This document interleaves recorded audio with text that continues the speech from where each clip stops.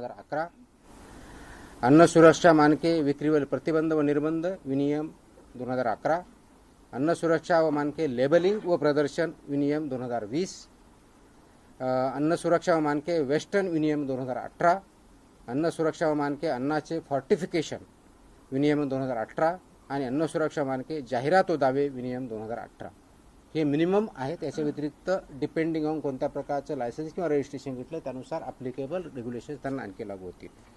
आता हे करत असताना ज्या मी तुम्हाला गोष्टी सांगितल्या त्या गोष्टी या सर्वांनी पाळणं अपेक्षित आहे. हे पाळत असताना हे जो आपला आदेश आहे आता आपण काढलेला आहे आज, तो कुणाकुणाला लागू आहे? Who will be all covered in this. It is applicable to all establishments who are dealing in the edible oil industry. म्हणजेच कोण?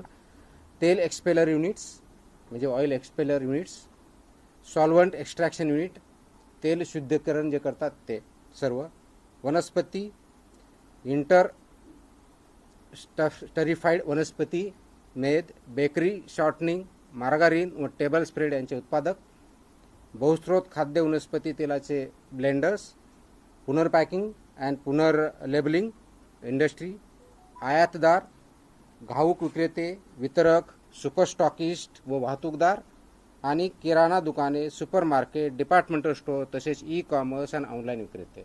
दिस इज ॲप्लिकेबल टू ऑल. म्हणजेच तुमचं प्रोडक्शनपासून ते विक्रीपर्यंत सर्वजण याच्यामध्ये कव्हर होतात. याचबरोबर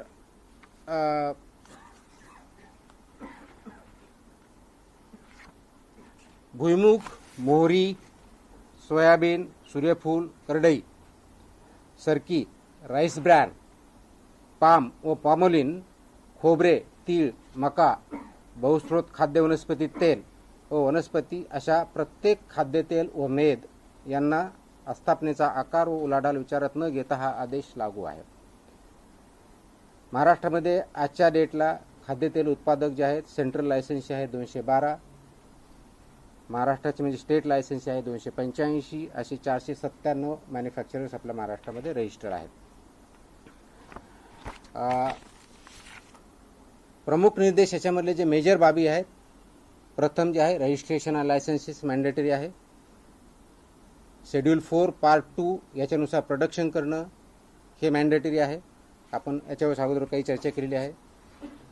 विक्रीचे स्वरूप जे आहे, खाद्यतेलाची विक्री केवळ आणि केवळ सीलबंद, छेडछाड स्पष्ट व पूर्ण लेबल असलेल्या वेष्टनातूनच करणं अपेक्षित आहे.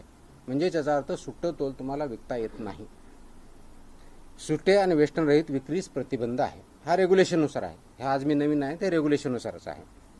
सुट्या तेल स्वरूपातील तेल रवाना करणारा उत्पादक, दिस इज ऑल्सो इम्पॉर्टंट, म्हणजे जो सुटं तेल ट्रान्सपोर्ट करतो म्हणजे जो सेल करतो तो उत्पादक अथवा वितरक हा मूळ उल्लंघन करता असतो. He is basically basic offender. आणि त्याचबरोबर कलम 26 व 27 वरून त्याच्यावर जबाबदारी निश्चित करण्यात येते. किरकोळ विक्रेत्याने म्हणजे जे कोणी आपण म्हणतो की किराणा दुकान असेल, छोटं सुपरमार्केट असेल, जे कोणी असेल, विनाशील अथवा छेडछाड झालेली खेप नाकारणं अपेक्षित आहे. त्यांना जर कोणी सेल करत असेल तर ते त्यांनी ॲक्सेप्ट करू नये व पुरवठादाराची माहिती अन्न सुरक्षा अधिकाऱ्यास कळवणं अपेक्षित आहे. त्यांनी जर हे केलं नाही तर ते पण तेवढ्याच बाबतीत जबाबदार राहतात. बहुस्त्रोत खाद्य वनस्पती तेल जे आहे आणि मोहरी तेलाच्या बाबतीत स्पेसिफिक सूचना आहे. आगमार्क प्रमाणपत्रासह 15 किलोग्रॅम.